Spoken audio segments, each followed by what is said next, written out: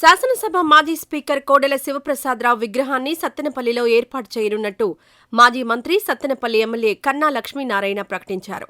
ఈ నెల 16వ తేదీన ఆయన 5వ వర్ధంతి సందర్భంగా విగ్రహ పనులకు శంకుస్థాపన చేయనున్నట్టు వెల్లడించారు. అలాగే పంచాయతీరాజ్ గెస్ట్ హౌస్కు ఆయన పేరు పెట్టనున్నామని, ప్రజావేదిక వద్ద కోడెల వర్ధంతి సందర్భంగా పార్లమెంటరీ ప్రజాస్వామ్యం, రాజకీయ పార్టీలు అనే అంశంపై లెక్చర్ కూడా ఉంటుందన్నారు. అనంతరం ప్రతిభా అవార్డులు కూడా ప్రదానం చేస్తామని చెప్పారు. అధికారం పోయిన తర్వాత జగన్కు మతి భ్రమించిందని, రాష్ట్రంలో ఇరిగేషన్కు సంబంధించి జగన్ పట్టించుకున్న పాపాన పోలేదు. కాలువల్లో ఒక తట్ట మట్టి కూడా తీయలేదు. దీంతో పైనుండి వరద వచ్చి పడిందన్నారు. జగన్మోహన్ రెడ్డి పాలనా పాపాలను సరిదిద్దాల్సిన అవసరం ఉందన్నారు.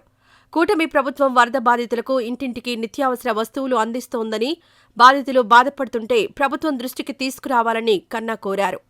మోసాలతో ప్రజలను మభ్యపెట్టొద్దని గత పాలకులకు హితవు పలికారు.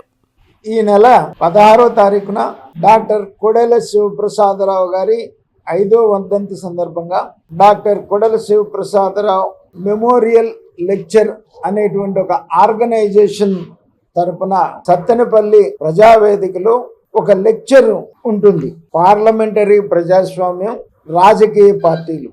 ఈ వేదిక రామోజీరావు గారి ప్రాంగణం అనేటువంటి ఒక ప్రాంగణంలో సాయంత్రం 3 గంటల వరకు ప్రజావేదికలో జరుగుతుంది. ఈ సందర్భంగా ఒక ప్రతిభా అవార్డు ఇవ్వడం జరుగుద్ది. అలాగే కోడెల శివప్రసాదరావు గారి విగ్రహం సత్తెనపల్లిలో వేసేదానికి శంకుస్థాపన కూడా ఆ రోజున జరుగుతుంది. అలాగే సత్తెనపల్లిలోనే పంచాయతీరాజ్ గెస్ట్ హౌస్కి డాక్టర్ కోడెల శివప్రసాదరావు గారి భవనం కింద ఆయన పేరు కూడా పెట్టడం జరుగుతుంది. కావున శివప్రసాదరావు గారి అభిమానులందరూ కూడా ఆ రోజున సాయంత్రం 3ంటికి సత్తెనపల్లిలోని ప్రజావేదిక పెద్దలు రామోజీరావు గారి ప్రాంగణంకి రావాల్సిందిగా ఆహ్వానిస్తున్నాను.